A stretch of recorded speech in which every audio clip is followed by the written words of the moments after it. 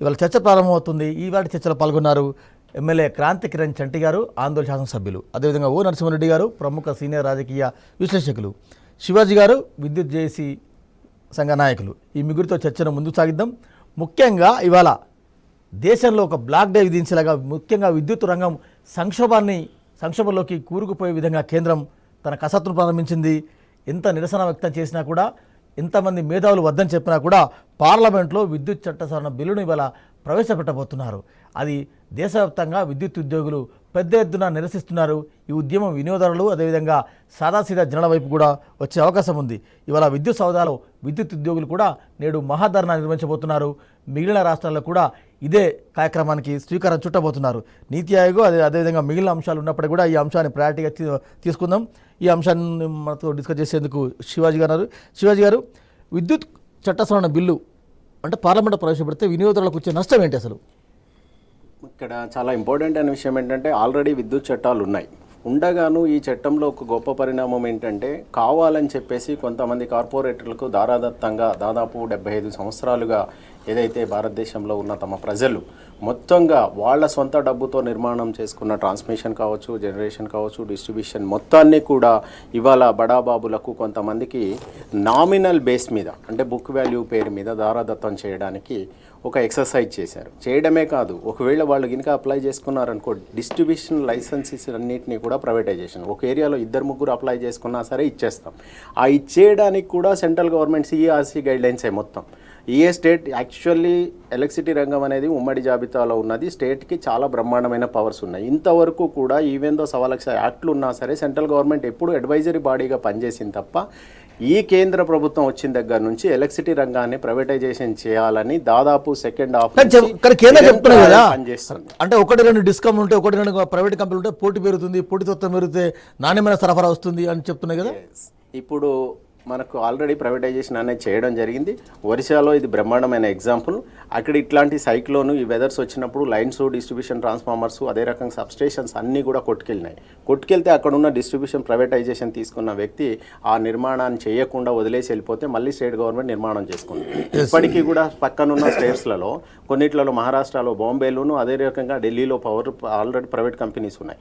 వాళ్ళు 15 రూపాయల నుంచి 20 రూపాయలకి యూనిట్ ఇస్తున్నారు. ఇవాళ మనం దాదాపు 7 రూపాయలకు మాత్రమే కాస్ట్ ఆఫ్ సప్లై కింద సర్వ్ చేసిన సందర్భం ఉన్నది. అది కాకుండా క్రాస్ సబ్సిడీస్ కానీ, లేకపోతే రైతులకు ఇస్తున్నాయి కానీ, లేకపోతే ఇవాళ తెలంగాణలో లిఫ్ట్ ఇరిగేషన్ ప్రాజెక్ట్ కానీ వీటికి అవుతున్న 1,000 కోట్ల రూపాయలు ఓన్లీ కాస్ట్ ఆఫ్ సప్లైకి ఇస్తుంది. రేపు ప్రైవేట్ అతను వస్తే ఏ రూపంలో మనం నిర్మాణం చేయగలుగుతాం. అతను ప్రాఫిట్ అండ్ లాస్ చూస్తాడు. ఇవాళ ఎలక్ట్రిసిటీ రంగం వితౌట్ ప్రాఫిట్ నడుస్తున్న సందర్భం. నరసింహారెడ్డి గారు, అంటే ఒక కన్సల్టేషన్, చర్చలు, మేధావుల సూచనలు లేకుంటే కొంత ఫీడ్బ్యాక్ తీసుకోవాల్సిన అవసరం లేదా కేంద్రానికి? వాస్తవానికి ఏంటంటే బీజేపీ ప్రభుత్వం వచ్చిన తర్వాత చేస్తున్న పని ఏంటంటే టోటల్ ప్రైవేటైజేషన్. ఒక సూటి ప్రశ్న ఏంటంటే ఇంతకు ఇది ఇట్లా పెట్టమని కానీ, ఈ బిల్లు పెట్టమని కానీ ఏదైనా ఒక కమిటీ సూచన ఉందా? ఒక పార్లమెంట్లో చర్చ జరగదు. పోనీ మీరు నీతి ఆయోగ్లో టీమిండియా అన్నారు, కోఆపరేటివ్ ఫెడరలిజం అన్నారు, అందరు సీఎంలను పిలుస్తాము మాట్లాడతామన్నారు. ఏ సీఎంలతో మీరు చర్చించలేదు. పోనీ ఏదైనా ప్రజా సంఘాలతోని, ఉద్యోగ సంఘాలతోని ఎక్కడైనా ఒక దగ్గర ఒక కమిటీ వేసి, ఎక్స్పర్ట్ కమిటీ వేసి ఈ కమిటీ నివేదిక ప్రకారం ఇట్లా నడవటట్లేదు, వీటిని మనం ప్రైవేటైజ్ చేయాలనే నివేదిక ఎక్కడైనా ఉందా? లేదు. ఇది ఏమైనా కేవలం ఏంటంటే అదాని అంబానీ కోసం చేసేది తప్పితే దీంట్లో ఇంకోటి ఎందుకు మీరు ఇది ప్రైవేటైజ్ చేస్తున్నారని డిస్కమ్ లాసులు అంటారు. డిస్కమ్ లాస్కు దీనికి ఏం సంబంధం చెప్పండి అసలు. డిస్కమ్ లాసులు ఉంటే ఇప్పుడున్న ప్రైవేటు విద్యుత్తును మీరు ఏదైతే చేయాలనుకుంటున్నారో ఇప్పుడున్న వ్యవస్థకు మెరుగైన ఆల్టర్నేటివ్ మీరు చూపించాలి. ఏది చేసినా కానీ ఒక మెరుగైన ఆల్టర్నేటివ్ లేదు. ఈఆర్సీలు మొత్తం ఎత్తేస్తారు. ఇక స్టేట్లో ఈఆర్సీలు అనేవి ఉండవు. ప్రైవేటైజేషన్ గొప్ప చెప్తారు. నేచురల్ కెలామిటీస్ వస్తాయి. ఎవరు పెట్టుకోవాలి, ఎవరు రావాలి, ఎవరు ఆ విద్యుత్ లైన్లన్నీ కూడా చేయాలి, ఎవరు చేయరు. నువ్వు ప్రైవేటైజేషన్ ఎందుకు చేస్తున్నావు అనడానికి ఇంతవరకు ఎక్కడ కూడా మోడీ గవర్నమెంట్ వచ్చిన తర్వాత మీకు రీజనింగ్ కానీ, దానికి ఒక లాజిక్ కానీ, ఒక కమిటీ సిఫార్సు కానీ ఉండదు. ఆత్మనిర్భర్ భారత్లో కూడా చెప్పినారు 20 లక్షల కోట్లలో ఇస్రోను ప్రైవేటైజ్ చేసినారు. ఏ నివేదిక చెప్పింది మీకు? ఎవరు చెప్పినారు చేయమని? మరి రక్షణ రంగంలో 54.9 ఉన్నదాన్ని 74.5 చేసినారు. ఇవాళ ఎవరు చెప్పినారు మీకు ఇది? ఎక్కడ చర్చ జరిగింది? ఏం చేయదు. పూర్తిగా అప్రజాస్వామికంగా మాకు 300 సీట్లు ఉన్నాయి కాబట్టి మేము బుల్డోజ్ చేస్తాం, మా ఇష్టం వచ్చిన బిల్లు మేము పాస్ చేసుకుంటామంటే ప్రజాస్వామ్యాన్ని అపహాస్యం చేయటమే ఇది. సమాఖ్య స్ఫూర్తిని అపహాస్యం చేయటం అవుతుంది ఇది. ఎక్కడ మీరు నిరుపేదలకు ఇలా విద్యుత్ ఉపయోగించడం లేదు. నిన్న కాక మొన్న ప్రెసిడెంట్ ఇవాళ ప్రెసిడెంట్గా ఎన్నుకోబడ్డ ముర్ము గారి గ్రామానికి నిన్న 15 రోజుల క్రితం వరకు కూడా మీరు కరెంటు లేదు, Power supply లేదు. అది చేయండి, ప్రైవేట్ వాడేస్తాడు ఆ కరెంటు తీసుకుపోయి. ఇప్పుడు విద్యుత్ లేని గ్రామాలు ఉన్నాయని మీరే ప్రకటిస్తున్నారు. 75 సంవత్సరాల వజ్రోత్సవ సందర్భంగా ఇంకా విద్యుత్ లేని గ్రామాలు ఇండియాలో ఉన్నాయని మీ రిపోర్ట్లే చెప్తున్నాయి. మరి అది చేయక ఉన్నదాన్ని వదిలిపెట్టేసి ప్రైవేటైజ్ చేస్తే ఇప్పుడు ఉన్న గ్రామాలు విద్యుత్ అవుతాయా? ఏది లేదు. దీంట్లో ఏంటంటే సబ్సిడైజర్ పవర్ అనేది డిక్షనరీలో ఉండొద్దు. విద్యుత్ సబ్సిడైజర్ పవర్ ఉండదు. ఏం చెప్తున్నారు గవర్నమెంట్ అంటే డీబీటీ అని చెప్తున్నారు, డైరెక్ట్ ట్రాన్స్ఫర్ అని చెప్తున్నారు సబ్సిడీ. దీనికి లైవ్ ఎగ్జాంపుల్ మన దగ్గర నడిచింది గ్యాస్ సిలిండర్లు. గ్యాస్ సిలిండర్లు మీరు ఏం చెప్పినారు, అంతకుముందు సబ్సిడీ ఉండేది. అంటే ఒక 400 ఉంటే 100 రూపాయల సబ్సిడీ ఉంటే మనం 175 కడితే 275 కడితే మనకు సిలిండర్ వచ్చేది. ఇప్పుడు ఏం చేసినారు, సిలిండర్ మీరు ఫస్ట్ పే చేయాలి. ఇప్పుడు 1050 పే చేయాలి. పే చేసినాక ఈ 250, 150 సబ్సిడీ మీరు డైరెక్ట్ మీ అకౌంట్లో వేస్తామన్నారు. ఇప్పటికి ఇయ్యాలకి భారతదేశం మొత్తంలో సబ్సిడీ దరిదాపు సిలిండర్ మీద ఉన్న సబ్సిడీ మొత్తం ఎత్తేసినారు. 25 రూపాయలు అన్నారు, 50 రూపాయలు అన్నారు, అది పోయింది. ఇక ప్రజలు కూడా మర్చిపోయే స్థితికి తీసుకొస్తారు. ఇప్పుడు కూడా ఏమన్నారు, రైతులకు మీరు ఇస్తే ఇవ్వండి, కానీ మీరు మాత్రం ఒక మీటర్ పెట్టండి, అది క్యాలిక్యులేట్ చేయండి, అది ఎంత వస్తుందో చెప్పండి, స్టేట్ గవర్నమెంట్ దాన్ని పే చేయండి. ఎందుకు చేయాలని కేసీఆర్ గారు అడుగుతున్నారు.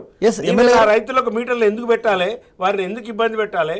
నేను ఫ్రీ కరెంట్ ఇచ్చుకునే హక్కు ప్రజల చేత ఎన్నుకోబడ్డ ఒక రాష్ట్ర ముఖ్యమంత్రులకు ఉంటుందా ఉండదా? విషయం చెప్పండి. ఒక చర్చలో అభిప్రాయ సేకరణ అంటూ ఉండాలి కదా. ఇప్పుడు మీరు బిఎస్ఎల్ నుంచి వాళ్ళ విద్యుత్ రంగం వరకు అన్ని ప్రైవేటైజేషన్ చేసుకుంటూ పోతే ఇక మిగిలే సెక్టర్ ఏదండి దేశంలో? టీవీ ప్రేక్షకులందరికీ నమస్కారం అండి. వెంకట్ గారు, మనం మోడీ యాటిట్యూడ్ను మొదటి నుంచి మనం పరిశీలిస్తూ పోతుంటే అన్నింటినీ ప్రైవేట్ చేయాలనే ఆయన దృష్టి కనిపిస్తుంది. ఏ రంగం కూడా, అంటే ఎవరైనా ప్రధానమంత్రి అయినప్పుడు కానీ ఒక బాధ్యతాయుతమైన పదవిలో ఉన్నప్పుడు కానీ దాన్ని ఇంకా ఎట్లా ఉన్నతంగా తీసుకుపోవాలి, ఇంకా దాంట్లో ఏమైనా సంస్కరణలు తీసుకొచ్చి దాన్ని ప్రజలకు అనుకూలంగా దగ్గరగా తీసుకొచ్చే ప్రయత్నాన్ని తీసుకొచ్చే పాలకులు ఉంటారు. కానీ ఈయన అట్లా కాకుండా సాఫీగా సాగుతున్న దాన్ని ఇంకా మొత్తం ప్రజలకు అనుకూలంగా ఉండకుండా వ్యతిరేకంగా ఉండాలనే యాటిట్యూడ్ కనిపిస్తుంది. అంటే మొత్తం మోడీ ప్రజలకు వ్యతిరేకమైన పాలన సాగిస్తున్నారు. ఆయన నిర్ణయాలన్నీ కూడా ప్రజలకు వ్యతిరేకంగా ఉంటేనే మనకు స్పష్టంగా అర్థమవుతుంది. ఆయన వచ్చినప్పటి నుంచి అప్పటి నుంచి ఇప్పటి వరకు తీసుకొస్తూ చివరికి ఏడాదికి వచ్చింది. ఇప్పుడు సబ్సిడీలు మొత్తం ఉంటే తప్పు, సబ్సిడీ ఎత్తేయాలని చెప్పి వాళ్ళ పార్టీ నాయకుడితోనే సుప్రీంకోర్టులో కేసు వేయించేదాకా కేంద్ర ప్రభుత్వం పోయిందంటే అర్థం ఏంటంటే ప్రజలకు వ్యతిరేకంగా ఉండడం. అంటే మొత్తం ఈ దేశంలో ఉన్న ఎవరైతే పెట్టుబడి వర్గాలు ఉన్నాయో వాళ్ళందరూ కూడా ఆ పార్టీకి కనుసరణలో ఉండాలి, ఆ పార్టీ ఇచ్చే పెట్టుబడి వాళ్ళ పార్టీలో పెట్టాలి, వాళ్ళ పార్టీకి అందించాలి, రేపు కలకాలం ఆ డబ్బుతోని అధికారాన్ని ఎలుగబెట్టాలని ఒక అహంకారం తప్పించి, ఒక అత్యాశ బీజేపీ తప్పించి నిజంగా ప్రజలకు ఉపయోగకరంగా ఉన్న విధానం ఏది కాదు. మనం చూస్తే మన తెలంగాణలో మిగులు విద్యుత్ ఉంది. మన రాష్ట్రం మనం ప్రైవేట్లకు అమ్ముతున్నాం. ఎక్సెస్ పవర్ వచ్చినప్పుడు మనం ప్రైవేట్ అమ్ముతున్నాం కదా.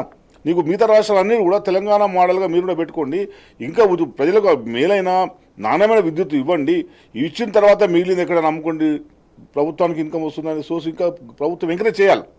లేదన్నప్పుడు ఇంకో రకమైన సబ్సిడీలో ప్రభుత్వానికి ఎంకరేజ్మెంట్ చేయాలి. కానీ అట్లా కాకుండా ఇక్కడ మనము ప్రజలకు ఏదైతే ఉచితంగా వాళ్ళ దేశంలో ఏ ప్రభుత్వ రంగ సంస్థ మిగిలిందని, ఏ ప్రభుత్వ రంగ సంస్థలు వీళ్ళు ఏది మిగలదు. మోడీ ఉంటే చివరికి దేశమే మిగలదు. ఈ నడదేంది మీరు ఇంత ఓఎన్ఆర్ మీరు చెప్పినట్లు ప్రైవేట్ రంగం పోటీగా ఉంటే నాణ్యమైన ఫలితం కనపడుతుందని చెప్తున్నారు కదా. మరి మీ మంత్రివర్గాల శాఖలు కూడా కొన్ని ప్రైవేట్లకు ఇచ్చేయండి. మీ మధ్య పోటీ పెరిగితే మరి ఇంకా మంచి పాలన చేసుకోవచ్చు కదా. అది కాదు కదా, నీకు ప్రజలకు ఏది ఉపయోగపడుతుంది, ఉచితం ఇస్తున్నామా లేదనుకుంటే ఇంకా సబ్సిడీ ఇస్తున్నామా అనే తర్వాత విషయం. కానీ ఎప్పుడు ఇవన్నీ ప్రజలకు భారమవుతున్న పరిస్థితి ఉన్నప్పుడే ఉచితంగా ఇస్తాం. కడుపు కాలినప్పుడు మాత్రం ఉచితంగా ఇస్తాం కదా, కడుపు నిన్నప్పుడు ఎప్పుడు ఉచితంగా ఇయ్యం కదా. ఇప్పుడు కూడా కదా తెలంగాణలో పవర్ లేక కొన్ని వేల మంది ఆత్మహత్యలు చేసుకున్నారు, బిల్లులు కట్టలేక చనిపోయారు, చాలా మంది కరెంటు తీగల గురి చేసుకున్నారు. సో ఆ పరిస్థితిని చూసే ఉత్సవించే తప్పించి వేరే ఉద్దేశం కాదు. ఇవన్నీ ఏంటంటే తెలంగాణలో ఓ రకంగా చెప్పాలంటే ఇప్పుడు మొత్తం దేశవ్యాప్తంగా కూడా మన మీద కక్ష సాధింపు, తెలంగాణ ప్రజల మీద కక్ష సాధింపు చేయడానికి ఇక్కడ ఉచిత విద్యుత్ ఉన్నది కనుకనే దీన్ని ప్రైవేట్ చేస్తున్నా అనే అనుమానాలు కూడా మనకు వ్యక్తం అవుతున్నాయి. మన అసెంబ్లీ దీన్ని వ్యతిరేకించింది, తీర్మానం చేసింది. దాన్ని ఎక్కడ మీరు పరిగణలోకి తీసుకున్నారు? మన ముఖ్యమంత్రి గారు దీన్ని తీర్మానం చేసినాం, అసెంబ్లీలో చర్చ చేసినాం కదా. ఒక రాష్ట్ర అసెంబ్లీ చర్చ చేసినప్పుడు నువ్వు కూడా రాష్ట్ర ప్రభుత్వం ముఖ్యమంత్రి పిలిచి వాళ్ళతో డిస్కస్ చేసి ఏం చేస్తే బాగుంటుందని చర్చించినాం. ఎక్కడ లేదు, అంత నియంత్రితమే, సమైక్య స్ఫూర్తి ఎక్కడ లేదు. అంత ఇట్లా నియంత్రణ బిహేవ్ చేస్తున్నారు. ఎలక్ట్రిసిటీ రంగంలో మెయిన్ ఎఫెక్ట్ అవుతున్న వాళ్ళు ఒకటేమో రాష్ట్ర ప్రభుత్వం, రెండోదేమో వినియోగదారులు, రైతులు, అలానే లాస్ట్కి వచ్చేది ఉద్యోగ సంఘాలు. కానీ వీళ్లతో ఎటువంటి సంప్రదింపులు అవ్వాలి. దానికి తోడుగా అసలు ఇవాళ డిస్కమ్కి సంబంధించి మొత్తం భారతదేశంలో 2.5 లక్షల కోట్ల రూపాయలు మాత్రమే రాష్ట్రాలు డిస్కమ్లకు బాకీలు ఉన్నాయి. దానివల్ల ఇవాళ ఈ పరిస్థితి వచ్చిందని చెప్పి మొన్న పిఎం గారు మాట్లాడడం మనం విన్నాం. దానికి ఒక ముఖ్యమైన ఉద్దేశం ఏంటంటే రాష్ట్ర ప్రభుత్వాలు ఎప్పుడు కంటిన్యూషన్గా పవర్ని వాడుతుంటాయి, చాలా బల్క్ పవర్ వాడుతుంది. పర్టికులర్లీ లిఫ్ట్ ఇరిగేషన్లు కానివ్వండి, లేకపోతే మన రాష్ట్రంలో 26 లక్షల పంప్ సెట్లు వీటికి. అయితే 2.5 లక్షల కోట్ల రూపాయలు రాష్ట్ర ప్రభుత్వాలకు ఇవ్వడానికి వాళ్ళ కేంద్ర ప్రభుత్వం పిఎం గారు అంతా సంకోచిస్తున్నారు. కానీ 9.7 లక్షల కోట్ల రూపాయలు కొంతమందికి సంబంధించిన కార్పొరేటర్ల రుణాలను ఒకే నిమిషంలో మాఫీ చేశారు. అంటే దీని ఉద్దేశం రాష్ట్రాలకు కానీ ఎలక్ట్రిసిటీ రంగం. నెక్స్ట్ ఇంకోటి, ఇవాళ ఎలక్ట్రిసిటీ రంగం ఈ పరిస్థితి రావడానికి మొత్తం కేంద్ర ప్రభుత్వం యొక్క నిర్ణయాలు. ఒకటి గ్రీన్ ఎనర్జీ 2010 వరకు, దాన్ని ఇవాళ 400 రూపాయలు కలెక్ట్ చేస్తున్నారు ఒక టన్నుకి. అదే రకంగా ట్రాన్స్పోర్టేషన్ ఛార్జ్ 50% పెరిగింది. అదే రకంగా కోల్ ఇండియా లిమిటెడ్ తరపునకు సంబంధించిన దాంట్లో అబ్రాడ్ కోల్ తీసుకోవాలని చెప్పేసి 25,000 రూపాయలకు ఒక టన్ను తీసుకుంటున్న సందర్భం ఉన్నది. అదే రకంగా ఇవాళ మాకు ఏదైనా నిర్మాణం కోసం పిఎఫ్సి కానీ ఆర్ఈసీ కానీ ఫండ్స్ ఇస్తే అవి 10.5 నుంచి 11%, అంటే పర్సనల్ లోన్ల కంటే కూడా ఎక్కువ ఉంటుంది కేంద్ర ప్రభుత్వం తీసుకుంటున్న లోన్స్. వీటి అన్నిటి పుణ్యాన దాదాపు డిస్ట్రిబ్యూషన్ కంపెనీస్, భారతదేశంలో ఉన్న అన్ని కంపెనీలు దాదాపు 60 నుంచి 70 వేల కోట్ల రూపాయలు కేంద్ర ప్రభుత్వానికి వెళ్తున్న సందర్భం. వీటిని కనుక అరికట్టినట్టయితే డెఫినెట్గా ఇవాళ కాస్ట్ ఆఫ్ సప్లై మీద మనం కావాల్సిన రకంగా ఇవ్వగలుగుతాం. కానీ అట్లాంటి నిర్ణయాలు తీసుకోకుండా కొంతమంది బడాబాబులకు ఎవరికి ఇవ్వాలో వాళ్ళు డిసైడ్ చేసుకున్నారు. అది కూడా ఒక చాలా ఇంపార్టెంట్ అనే విషయం వెంకట్. ఒకటి ఏంటంటే ఎవరైతే ఈ బడాబాబులు ఆల్రెడీ కార్పొరేటర్స్ ఉన్నారో వాళ్లకు అబ్రాడ్లో, ఆస్ట్రేలియాలో కానీ వేరే దేశాల్లో లింకులు ఉన్నాయి, coal links. Already coal mines ఉన్నాయి, అక్కడ నుంచి ఇక్కడ ఎయిర్పోర్ట్స్ ఉన్నాయి, అక్కడ నుంచి సిపిఆర్స్ ఉంటాయి, అక్కడ నుంచి థర్మల్ స్టేషన్స్ ఉన్నాయి వాళ్ళకు. అదే రకంగా నెట్వర్క్ ఉంది, ప్లస్ సోలార్ ఇన్ఫ్రాస్ట్రక్చర్ డెవలప్మెంట్ కావాల్సిన పీవీ ప్లేట్ మ్యానుఫ్యాక్చర్స్ ఉన్నాయి. వీటికి లేనిది ఎవడరా బాబు అంటే ఓన్లీ కస్టమర్ లేడు. కస్టమర్ ఎక్కడున్నారు? డిస్ట్రిబ్యూషన్ కంపెనీ రాష్ట్రాల పరిధిలో ఉన్నారు. ఈ డిస్ట్రిబ్యూషన్ ప్రైవేటైజేషన్ చేసినట్టయితే వాళ్ళ చైన్ సిస్టమ్ చాలా స్మూత్గా నడిచిపోతుంది, కావాల్సిన రకంగా చేసుకోవచ్చు. ఇంకోటి రేపు టెక్నికల్గా వస్తున్న పరిణామాల్లో సోలార్లో వస్తున్న దాంట్లో ఇవాళ ₹2.60 యూనిట్ ఇస్తున్న సందర్భం. కానీ ఇవాళ వీళ్ళు రేపు 15 రూపాయలకి యూనిట్ అమ్ముతారు. రేపు భారతదేశం మొత్తంలో కూడా సోలార్ ఇన్ఫ్రాస్ట్రక్చర్ డెవలప్మెంట్ అయిన తర్వాత పవర్ సర్ప్లస్గా తయారవుతుంది. మన పవర్ని మనం ఎవరింట్లో వాడి పవర్ ఉంటుంది. కానీ ఇవాళ ఈ నెట్వర్క్ని ఇదంతా తీసుకున్న తర్వాత వాళ్ళు మాత్రం చాలా దేశానికి మంత్రులు వస్తారంటే ఇదేనా దేశం అంటే కార్చికట్లో మగ్గించడం. 2 విషయాలు అండి. ఇప్పుడు విద్యుత్ రంగాన్ని మీరు బాగు చేయదలుచుకుంటే నష్టాలు ఉందని నిజంగా నేను ఫీల్ అయితే, ఇప్పుడు 4 లక్షల ఎబో మెగావాట్ల కెపాసిటీ భారతదేశంలో ఉంది. మనకు స్థాపిత విద్యుత్ 4,70,000 4 లక్షలు ఉంది. ఇప్పటి వరకు ఇండియా యూజ్ చేస్తుంది 2,10,000 దాటి లక్షల మెగావాట్ల దాటి ఇంతవరకు మనం యూజ్ చేయట్లే. ఇంకా 2 లక్షల మెగావాట్ల కెపాసిటీ కల స్థాపిత విద్యుత్ మన దగ్గర అందుబాటులో ఉంది. దాన్ని మీరు పెంచి దాన్ని అందరికీ కూడా విద్యుత్ వచ్చేటట్టు చేయాలి. రెండో అంశము, ప్రైవేట్ వాళ్ళకి ఇస్తున్నారు, మరి వాళ్ళ నెట్వర్క్ వాళ్ళు వేసుకోమనండి. గవర్నమెంట్ నిర్మించిన లైన్లు మీకు కావాలి, గవర్నమెంట్ నిర్మించిన సంస్థలు మీకు కావాలి, వాళ్ళ బొగ్గు కావాలి, వాళ్ళ అన్ని కావాలి. కేవలం డిస్ట్రిబ్యూషన్ మాత్రం మేము ఇచ్చేస్తాం, జనరేషన్ ఎందుకు ఇవ్వరు? డిస్ట్రిబ్యూషన్ కేవలం మాత్రం ఏంటంటే డబ్బులు అక్కడికి వచ్చి అంతా గవర్నమెంట్ ఇన్ఫ్రాస్ట్రక్చర్తో తయారైన తర్వాత ఇది తీసుకుపోయి వాళ్ళ చేతిలో పెట్టి ఇక మీరు లాభాలు గడించండి అనే పద్ధతిలో పోయి సామాన్య ప్రజలు ఏమైనా పర్వాలేదు, ఆ విద్యుత్ ఛార్జీలు 7 రూపాయల నుంచి ఇలా 15 రూపాయలైనా పర్వాలేదు, సబ్సిడీ పవర్ అవసరం లేదు, 100 యూనిట్లు దాన్ని దళితులకు అవసరం లేదు, బీసీలకు అవసరం లేదు, వీళ్ళు ఎవరు లెక్కలోకి లేరు గీయాల. నువ్వు డిస్ట్రిబ్యూషన్ ఒక్కటే ఎందుకు ఇస్తున్నావు అంటున్నా నేను. వాళ్ళు సొంతంగా లైన్లు వేసుకోగలుగుతారా? ఇవాళ ప్రైవేట్ ఎవరు వస్తాను కానీ కేవలం ఏంటంటే లైసెన్సులు పంచిపెట్టి డబ్బులు పంచిపెట్టి వేలం పెట్టేసి ఎక్కడున్నది మీకు? ఇవాళ బొగ్గులు ఉన్నది ఎందుకు? ఇప్పుడు విద్యుత్ జనరేషన్లో ఇవాళ విదేశీ కోలు కొనమంటున్నాడు. 3,000కు 4,000కు బొగ్గు దొరికేదాన్ని అదాని బొగ్గును 30,000 కొనమంటున్నావు, 29,000 కొనమంటున్నావు. ఎందుకు చేస్తున్నావు ఈ పాలసీలన్నీ? దీంట్లో మనకు స్పష్టంగా కనిపిస్తున్నది టోటల్ ప్రైవేటైజేషన్. ఇండియానే ఇంతకుముందు క్రాంతి గారు చెప్పినట్టు అసలు దేశాన్ని మొత్తం ప్రైవేటైజ్ చేయాలనే పద్ధతిలో వాళ్ళు పోయి సామాన్య ప్రజలు అవసరం లేదు, కార్మికులు అవసరం లేదు, దళితులు అవసరం లేదు, బీసీలు అవసరం లేదు, ఏ వర్గాలు అవసరం లేదు. వాళ్ళకి కావాల్సింది కేవలం హమ్ దో హమారా దో అన్నట్టే పోతుంది. దేశానికి మంత్రులు వస్తారంటే ఇదేనా కారు చికెట్లు మగ్గించడమేనా? ఇదే అండి, ఇది మోడీ భాషలో దాదాపుగా ఇదే మనం అర్థం చేస్తాం. ఇవాటి నుంచి దేశం అంతా కారు చికెట్లకు వెళ్ళబోతుంది. విద్యుత్ ఉద్యోగులు రోడెక్కారు. అంతే కదా, మోడీ గారు చెప్తున్న భాష కూడా అది కూడా ప్రజల్ని కారు చికెట్లోకి నెట్టేదని మనకు అనిపిస్తుంది. అందుకే మనం ఏంటంటే మొదటి నుంచి కూడా మోడీ చేస్తున్న అన్ని విషయాలు కూడా, ఒకటి రైల్వేని ప్రైవేట్ చేసినప్పుడు, అట్లాగే మన ఎయిర్పోర్ట్స్ని ప్రైవేట్ చేసినప్పుడు కావచ్చు, ఇన్సూరెన్స్ను, బిఎస్ఎన్ఎల్ని, ఇట్లా ఒక్కొక్క రంగాన్ని ప్రైవేటీకరణ చేస్తూ వచ్చిండు. ఇప్పుడు చివరికి ఏంటంటే విద్యుత్తులు ప్రజలకు విద్యుత్ అనేది ఇది ఎప్పుడు ఉపయోగపడదు, Yes, నిత్యావసరం అది ప్రజలు నిత్యావసరం. చివరికి దీన్ని కూడా వదిలేని పరిస్థితి ఉన్నాడంటే మన అందరం కూడా అంటే అందరూ అన్ని సెక్షన్స్ కూడా మోడీకి వ్యతిరేకంగా ఈ విధానాలకు వ్యతిరేకంగా ఐక్యం కావాల్సిన బాధ్యత ఉంటుంది. ఎందుకంటే మనం ఇప్పుడు దేశంలో చూస్తుంటే దేశంలో ఉన్న ప్రతిపక్షం కూడా దానికి కాన్స్ట్రక్టివ్గా మాట్లాడే పరిస్థితి లేదు. వేరే పార్టీలు వాళ్ళు కూడా సరిగ్గా విమర్శిస్తారు. అందుకే మోడీ విచ్చలవిడిగా చెలరైపోతున్నాయి. ఆయన నాకు అడ్డు అదుపు లేదు, ఏముంటుంది 2 రోజులు మాట్లాడు నువ్వు నేను టీవీలో డిస్కషన్ చేసుకోవడం తప్పించి ఆయనకు ఒక నిర్మాణాత్మకమైన ఒక ప్రతిపక్షం ఉండి ఒక బాగా వ్యతిరేకత కనుక వస్తే ప్రజల నుంచి వ్యతిరేకత తీసుకొచ్చే చైతన్యాన్ని తీసుకొచ్చే శక్తులు కనుక ఉంటే తప్పకుండా వీటన్నిటిని మనం చేసుకోవచ్చు. లేదనుకుంటే ఈ విద్యుతే కాదు, రేపు నువ్వు తాగే నీళ్ళ మీద నువ్వు తీసే గాలి మీద మోడీ ఇసుక నుంచి తైలం తీసే రకంగా కనిపిస్తుంది కదా మనం చూస్తుంటే. అసలు అప్పటి నుంచి పడదా చూస్తుంటే ఎవరన్నా ఇవన్నీ చూస్తారా? అసలు శవాల దగ్గర ట్యాక్స్ వేసుడు, నీకు డబ్బుల మీద ట్యాక్స్ వేసుడు ఎవరైనా ఎక్స్పెక్ట్ చేసుకున్నామా? ఇట్లా ట్యాక్స్ వేసుకుంటాం అనేది ప్రజలు తీసుకున్న ప్రతి నిత్యావసరాన్ని ప్రైవేట్ చేసే కుట్ర జరుగుతుందంటే ఈయన మొత్తం దేశానికి వ్యతిరేకంగా దేశ ప్రజలకు వ్యతిరేకంగా ఉంటున్న అర్థమవుతుంది. అంటే నేను చెప్తున్నాను ఈ వజ్రోత్సవాలు జరుగుతున్న సమయంలో నేను చెప్పబోతున్నా ఈ వజ్రోత్సవాలు జరుగుతున్న సమయంలో నీవు భారత స్వాతంత్రం అర్థమైంది. ఇంకా ప్రజలను ఒకవైపు ఇబ్బందులకు గురి చేస్తూ ఆ స్వతంత్ర ఫలాలు ప్రజలకు అందకుండా చేస్తూ ఇంకా నువ్వు వజ్రోత్సవాలు ఎట్లా జరుపుకుంటావు? నువ్వు అది అసంబద్ధం కదా. భారత స్వతంత్ర వజ్రోత్సవాల వేళ విద్యుత్ కార్మికులు ఒక్కసారిగా రోడ్డెక్కుతున్నారు. ఇవాటి నుంచి దేశమంతా కూడా అంధకారంలో ఉండే అవకాశం ఉంది. దేశంలో కొత్త ఉద్యమం నిర్మితం కాబోతుంది. విద్యుత్ ఉద్యోగులు కార్మికులు పెద్ద ఎత్తున రోడ్డెక్కబోతున్నారు. ఈ తెలంగాణ నుంచి దానికి అంకురార్పణ జరగబోతుంది. ఇవాళ కూడా పెద్ద ఎత్తున ఆందోళనకు శ్రీకారం చుట్టారు. శివాజీ గారు, ఓవరాల్గా తెలంగాణతో పాటు మిగిలిన రాష్ట్రాల్లో విద్యుత్ కార్మిక సంఘాలు జనాల్ని తోడేసుకొని మామూలుగా చెప్పాలంటే అందరూ కూడా ఏమనుకున్నారంటే విద్యుత్ బిల్లు తీసుకురారు ఈ సెషన్లో. ఈ సెషనే కాదు నెక్స్ట్ ఎలక్షన్స్ వరకు కూడా ఉండదు అనుకున్నారు. దానికి ముఖ్యమైన రీజన్ ఏంటంటే రైతు ఉద్యమాలు జరిగినప్పుడు వాళ్ళకు రిటర్న్గా ఇవ్వడం జరిగింది. విద్యుత్ సవరణ బిల్లు మీద మేము ఎటువంటి ముందు స్టెప్ తీసుకోవట్లేదు, మీరు ఆందోళన చెందాల్సిన అవసరం లేదు. ఆ ఉద్దేశంలో ఉన్న సందర్భంలో టేబుల్ ఐటెం కింద 5వ తారీఖు క్యాబినెట్ నుంచి ఇవ్వడం, మినిస్ట్రీ ఆఫ్ పవర్ ఇవాళ బిల్లు పెట్టే పరిస్థితి తీసుకొచ్చినారు. కాబట్టి వెంటనే నిన్న నుంచి దాదాపు 2-3 రోజుల నుంచి కంటిన్యూషన్గా జూమ్ మీటింగ్లు, అదే రకంగా నేషనల్ వైడ్గా ఆల్రెడీ కోఆర్డినేషన్ అయిపోయి ఉన్నాం. ఆల్రెడీ దాదాపు 2 years నుంచి ఈ ఉద్యమం నడుస్తుంది. ఇప్పుడున్న పరిస్థితుల్లో మాత్రం ఏ క్షణాల్లోనైనా బిల్లు పెడితే ఇండెఫినెట్ హంగర్ స్ట్రైక్ వెళ్ళాలని చెప్పేసి already national coordination committee with all combinations of union అసోసియేషన్స్తో ఒక డిస్కషన్ అయిపోయింది. ఇక అది కేంద్ర ప్రభుత్వం తీసుకున్న నిర్ణయం వాళ్ళు డిసైడ్ చేయాల్సిన అవసరం ఉంటుంది. ఆల్రెడీ కొన్ని రాష్ట్రాల్లో దీనికంటే ముందు జరిగిన పరిణామాలు వాళ్ళకి తెలుసు.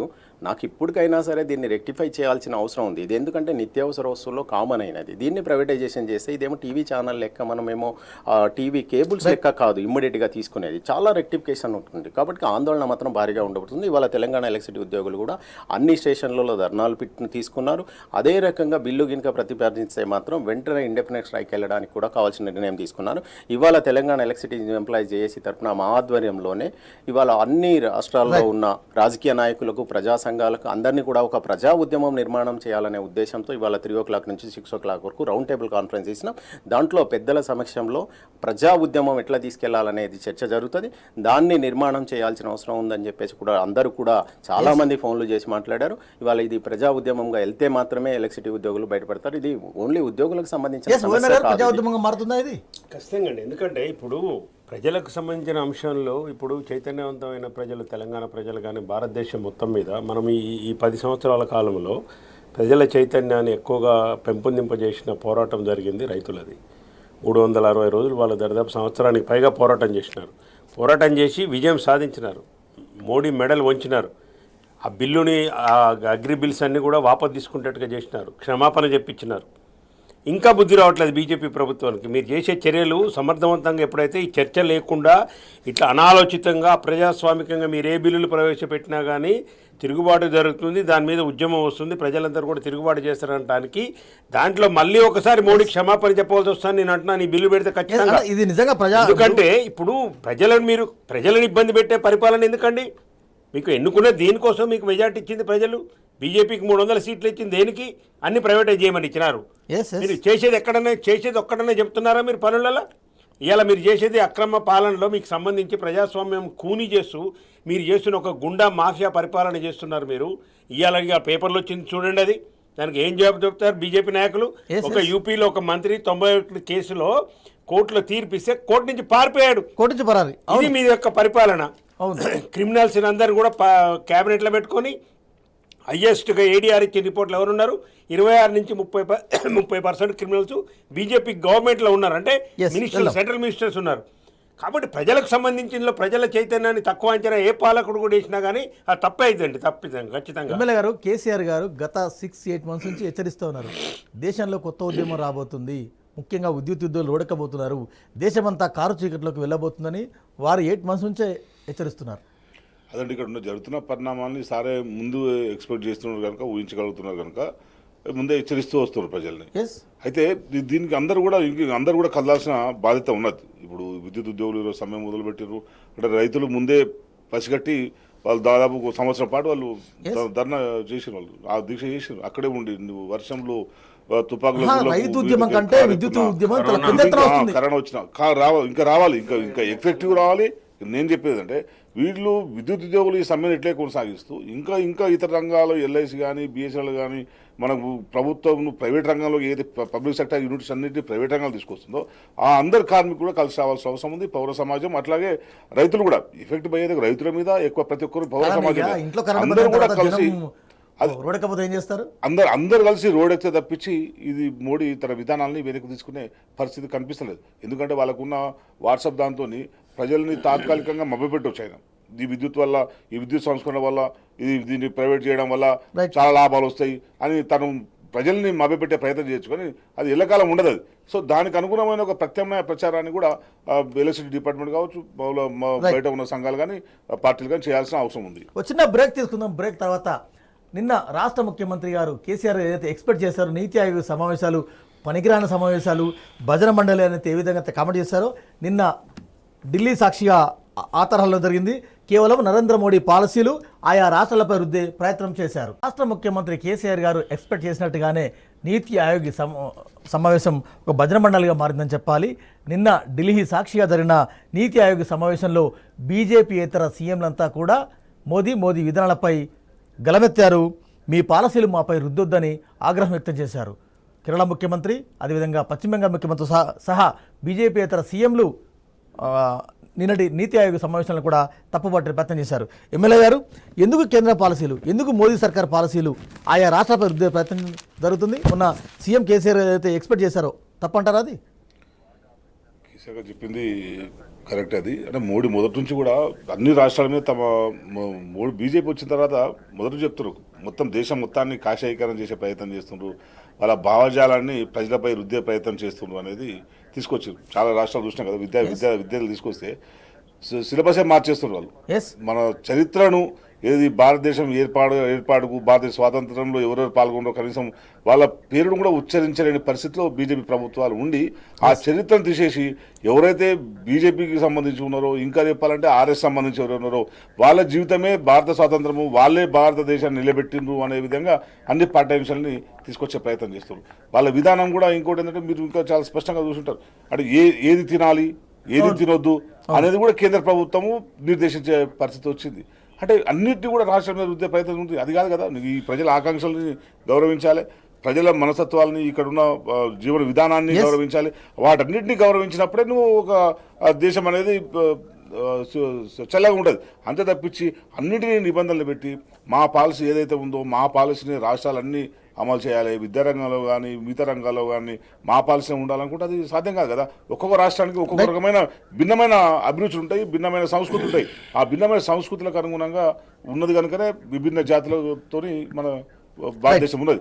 కానీ దాన్ని మొత్తాన్ని తుంగలో దొక్కి తమ ఆదేశాలని తమ ఉద్దేశాలని మాత్రం ఆపాదించే ప్రయత్నాన్ని బీజేపీ స్పష్టంగా నీతి ఆయోగ్ మీటింగ్ లో కూడా దీన్ని వాళ్ళందరూ అన్ని రాష్ట్రాల వాళ్ళు వ్యతిరేకించారు. మా రాష్ట్రాల మీద మీ విధానాన్ని, మా హక్కుల్ని హరిస్తున్నారు, మీ విధానాల్ని మా మీద రుద్దే ప్రయత్నం చేస్తున్నారు, దాన్ని చేయకండి అని చెప్పి సమాఖ్య స్ఫూర్తికి వ్యతిరేకంగా మీరు మాట్లాడొద్దు అని అదే చెప్పారు. అదే చెప్పారు కేసీఆర్ గారు చాలా చెప్పి రాష్ట్రకు వచ్చే సార్ బహిష్కరించారు. నేను ఇక పోయి దండగా ఆయన చెవిటోడి ముందు శంఖ మూదినట్లన్న ఉద్దేశంతోనే ముఖ్యమంత్రి గారు బహిష్కరించారు. నిన్న కూడా బహిష్కరించిన కూడా మరి ప్రతిపక్ష పార్టీలు కూడా అందరూ అదే చెప్పారు కదా. కేసీఆర్ గారు మొన్న బహిష్కరించడానికి కారణం ఏం చెప్పారో నిన్న అందరూ కూడా నీతి ఆయోగ్ మీటింగ్ ఉన్న ముఖ్యమంత్రి కూడా అదే చెప్పారు. నిన్న నీతి ఆయోగ్ సమావేశం ద్వారా ఈ దేశానికి జరిగింది ఏమిటి, ఒరిగింది ఏమిటి అంటే ఒక మాటలో ఏం చెప్తారు? ఇది ఏం లేదండి. ఇప్పుడు కేసీఆర్ గారు నిన్న నీతి ఆయోగ్ అంటే మొన్న ప్రెస్ మీట్లో వాళ్ళు క్లియర్గా దాదాపు ఒక 2 గంటల సేపు చెప్పినారు. ఇప్పుడు నీతి ఆయోగ్ అనేది నిష్ప్రయోజనం అయిపోయింది. ఒక థింక్ ట్యాంక్ బాడీ లాగా ఉండే నీతి ఆయోగ్లో దాంట్లో మాట్లాడడానికి లేదు, తర్వాత బెల్లు కొడతారు. కాబట్టి నీతి ఆయోగ్లో పాల్గొనటం ద్వారా లభించేది రాష్ట్రాలకు ఏమీ లేదు, ప్రజా ప్రయోజనాలు ఏమీ లేవు దాంట్లో, కాబట్టి బహిష్కరిస్తున్నాను. కొన్ని వ్యాలిడ్ రీజన్స్ వారు చెప్పినారు. ఏ కారణాలు అయితే కేసీఆర్ గారు మొన్న ప్రెస్ మీట్లో చెప్పినారో పోయిన వాళ్ళు కూడా ఇప్పుడు అయ్యే కారణాలతోని విమర్శలు చేస్తున్నారు నీతి ఆయోగ్ మీద. దాన్ని బట్టి మనకు అర్థమవుతుంది నీతి ఆయోగ్ చరిత్ర అనేది కూడా. ఒక్క నిమిషం నాకు టైం ఇచ్చి, ఈ నీతి ఆయోగ్ 2015 జనవరి 1 నాడు ఏర్పడ్డది. ప్లానింగ్ కమిషన్ రీప్లేస్ చేస్తూ దీన్ని ఏర్పాటు చేసినారు. దీనికి చైర్మన్ ఎవరంటే ప్రధానమంత్రి నరేంద్ర మోడీ గారు దీని చైర్మన్. దీనికి ఖర్చుల కోసం యాన్యువల్ బడ్జెట్ 350 కోట్లు. ఇది కేవలము థింక్ ట్యాంక్ బాడీ, సిఫార్సుల బాడీ మాత్రమే. ఈ సిఫార్సుల బాడీకి ఏంది సిఫార్సుల బాడీ అంటే కేంద్రంలో ఉండే కొన్ని స్ట్రాటజీగా 75 అని చెప్పి స్వాతంత్రం 75 సంవత్సరాల సందర్భంగా కొన్ని పెట్టినారు. 2018లో 2016 నుంచి కొన్ని పెట్టుకున్నారు. ఇక్కడ లేబర్కి సంబంధించి కానీ ఎడ్యుకేషన్ సంబంధించి కానీ కొన్ని టార్గెట్స్ పెట్టుకున్నారు. జల్ జీవన్ మిషన్ కానీ మిగతా ఆయన కూడా పెట్టినారు. ఏ టార్గెట్ ఇంతవరకు కనీసం 50% కూడా వీళ్ళు చేయలేదు. ఎందుకు చేయలేదంటే ఇప్పుడు ప్రధానమంత్రి మోడీనే దానికి చైర్మన్. ఈ సిఫార్సులు ఎక్కడికి పోవాలో ప్రభుత్వానికి పోతాయి. దీనికి 2 స్లోగన్ చెప్పినారు మోడీ గారు. ఎందుకు రీప్లేస్ చేస్తున్నారు ప్లానింగ్ కమిషన్ అంటారు. విమర్శలు వచ్చినాయి, అయాల కూడా మాట్లాడినారు. మాట్లాడితే ఏం చెప్పినారంటే లేదండి అది పాత పద్ధతి. ఇప్పుడు టీమిండియా అంటే అందరు సీఎంలు, అంటే జనరల్ కౌన్సిల్ అని ఒకటి ఉంటుంది. ఈ కౌన్సిల్లో అందరు సీఎంలు ఉంటారు సభ్యులుగా. కాబట్టి టీమిండియా కోఆపరేటివ్ ఫెడరలిజంతో మిమ్మల్ని అందరూ కూడా దీనిలో సభ్యులు చేస్తున్నాము. ప్లానింగ్ కమిషన్లో మీరంతా సభ్యులు గారు సీఎంలు. కాబట్టి మన అందరం కూడా నేనుంటాను, మీరు అందరు కలిసి టీమిండియాగా దీన్ని ముందుకు పోదాము, ఇండియాని ముందుకు తీసుకుపోదాము, మీ సలహాలు తీసుకుంటాం, సంప్రదింపులు చేస్తాం అన్నారు. ఇంతవరకు ఏ ఒక్కటి కూడా ఏ బిల్లు ప్రవేశపెట్టేటప్పుడు ముందు ఎక్కడ కూడా నీతి ఆయోగ్లో చర్చ జరగలే. ఎక్కడ కూడా సీఎంలను కాన్ఫరెన్స్లో తీసుకోలేదు మోడీ గారు. ఎక్కడ కూడా దీనికి సంబంధించి ఏ చర్చ జరగకుంటే చెప్పినారు. ఇక ఇప్పుడు ఒకవేళ నిజంగా నీతి ఆయోగ్ ఎందుకు బహిష్కరించాలా సీఎం గారు అని బీజేపీ నాయకులు ఇలా విమర్శలు చేసినారు. దాన్ని కూడా మనం ఆలోచన చేద్దాం. ఒక్క నిమిషం ఆలోచన ఏంటి? ఇప్పుడు నీతి ఆయోగ్ కొన్ని సిఫార్సులు చేసింది. మరి కేంద్ర ప్రభుత్వం వెంటనే అమలు చేస్తుంటే ఎవరికైనా పోబుద్ధి అవుతుంది. 4 సిఫార్సులు వస్తున్నాయి, రాష్ట్రానికి నిధులు వస్తున్నాయి, రాష్ట్రానికి స్కీమ్స్ వస్తున్నాయి, పథకాలు వస్తున్నాయని చెప్పొచ్చు.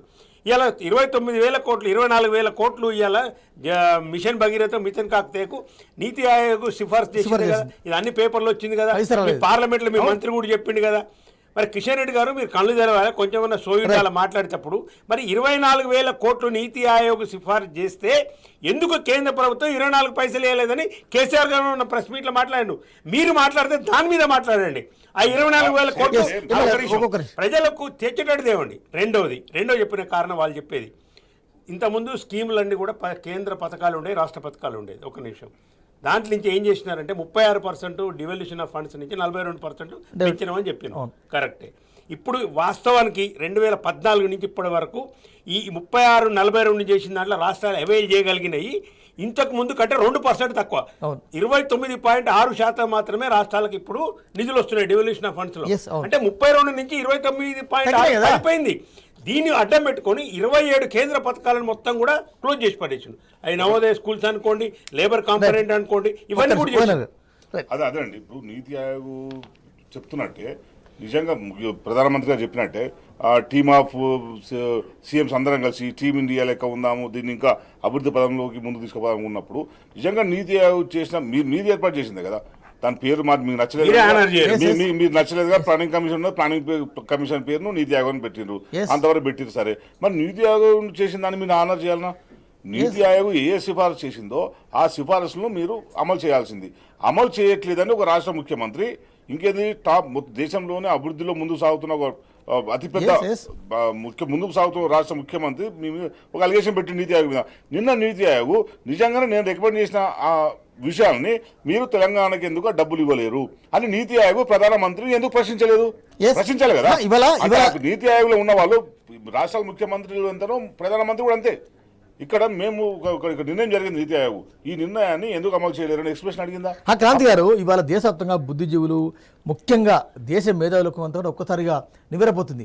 One and only the state, one and only the CM to oppose the all decisions. అంటే ఏదైనా గట్స్ ఉండాలి కదా, ఏదైనా ధైర్యం ఉండాలి, దమ్ము ఉండాలి, మాట్లాడే సబ్జెక్ట్ ఉండాలి, ఇష్యూ మీద కొట్టాడగలుగుతాననే నమ్మకం ఉండాలి. ఇంకోటి ఏంటంటే ఈడీలు సిబిఐలు అవన్నీ ఉపయోగిస్తుండడం కనుక చాలా మందికి భయం ఉండొచ్చు బహుశా.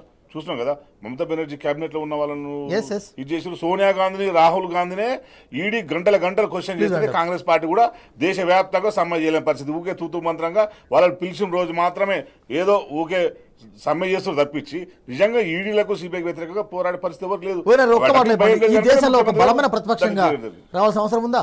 ఖచ్చితంగా అండి. ఎందుకంటే ప్రజాస్వామ్యంలో ప్రజలు ఓట్లు వేసేది ఏంటంటే ప్రతిపక్షాలకు ఎందుకు ఓట్లు వేస్తారు అంటే ప్రజల వాయిస్ వినిపించాలని ఓట్లు వేస్తారు. ఒక బ్రూట్ మెజారిటీ ఉంటే ఎప్పుడైనా కానీ absolute majority leads to absolute arrogancy అని ఒక స్లోగన్ ఉంది. అబ్జల్యూట్ మెజారిటీ ఏం చేస్తుందంటే ప్రజలకు మేలు చేయాలి, ప్రజల జీవన ప్రమాణాలు పెంచాలి. నీతి ఆయోగ్ అని చెప్పినారు. ఇప్పుడు నీతి ఆయోగ్ గురించే చెప్తాం మనం.